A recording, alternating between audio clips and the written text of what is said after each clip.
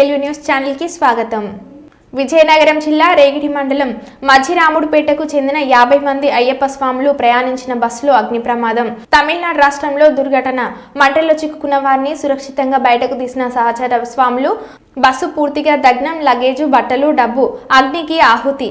ఆహారం, తిరుగు ప్రయాణం కోసం స్వాములు నిట్టూర్పు.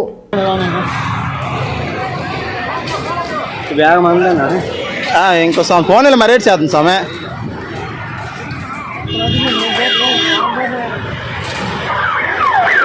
బస్ మాత్రం ఇస్తాంకే 10 లక్షలు అంత మరలే బస్ మరేంకేట్ సాం బస్ మరేట్లే లక్షలు